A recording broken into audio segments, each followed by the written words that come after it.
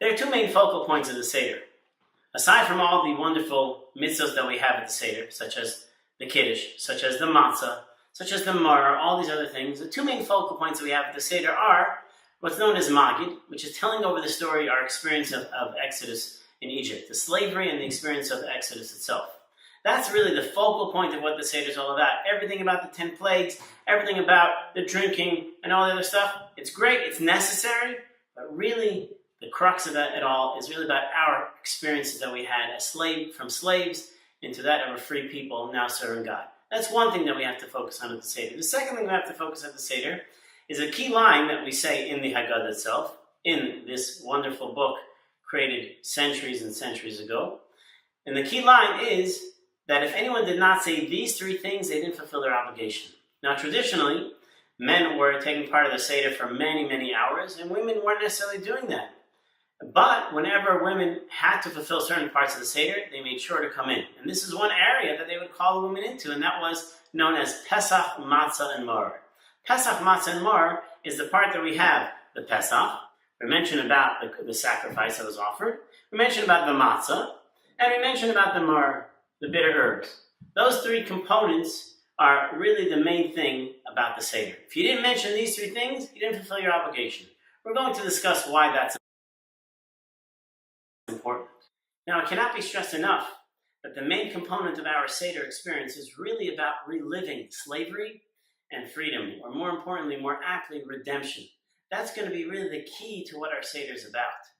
So, although we know the story, and although we probably heard the story many times, we relived it many times of all the Seders that we grew up with, and if you didn't grow up with a Seder, perhaps you've heard it a number of times, but the fact is, that is really the key to what a Seder night is about.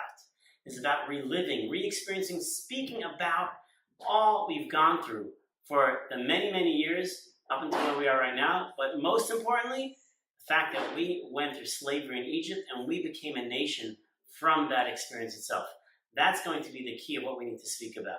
What does that mean? It means literally opening up books and talking about what actually happened. We had this kind of slavery. We were oppressed in this way. We had this hardship.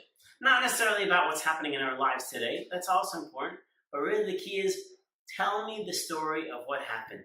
Look up the deep stories that what we know as the Midrashim that explain to us a little bit more background, their underpinnings of what happened. Those are key to really experiencing what the Seder is about and experiencing our hardship and our freedom.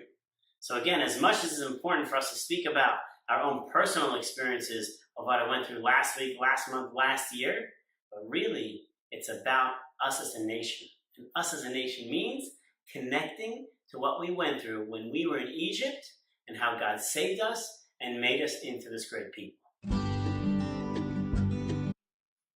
As we mentioned, another aspect of the Seder is known as Pesach, Matzah, and Maror, which is also part of the Magid story.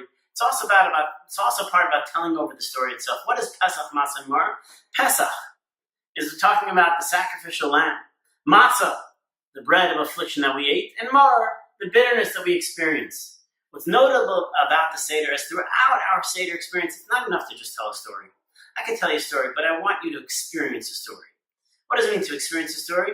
I want you to have props with you. I want you to relive it with experiential items that can help you actually understand the story better and feel like you're a part of the story. This is one of the reasons why we have wine, and ideally to use red wine. The reason why we have that red wine is so we remind ourselves of the blood, the hardships, the blood that was spilled of Jews in Egypt itself. But also we have to mention these core components. Pesach, the sacrificial lamb. If you know what that's about Jews being commanded to take the idols of the Egyptians, to sacrifice them, and paint them across the doorposts with blood. Paint that blood over the doorposts so that when the angel of death comes and God comes to wipe out the firstborns, the Jews will be protected, and he won't go over those homes and won't attack those homes that actually had blood on the doorpost. What's amazing about it is that the Jewish people actually had to put in some effort. It wasn't so easy, because you're taking an idol that they worshipped, and now you're going to slaughter and put the blood on your doorpost. That was the efforts that the Jewish people put in. That's one aspect, that we had to do something in order to acquire that redemption, or to be deserving of that redemption. The next aspect that we have is known as matzah. Matzah, as we know, throughout the Seder has two different experiences. One is the bread of affliction, and the other one is actually bread of freedom. It's being able to have the opportunity to look at something within our life that can go either way. It can be something that's hard, it can be something that's a sense of freedom for ourselves. And that's part of the experience of what matzah represents. And the last is the bitterness. The bitterness is the bitter herbs that we have. Is there to help us remind ourselves that, you know what, we went through hard times, don't deny it, don't forget about it. And we know that we went through those hard times, we remind ourselves about it, and that's what really gives us a sense of life and freedom and the opportunity to thank God for that experience that we had. That even through bitterness, we can actually be thankful for the hardships that we had.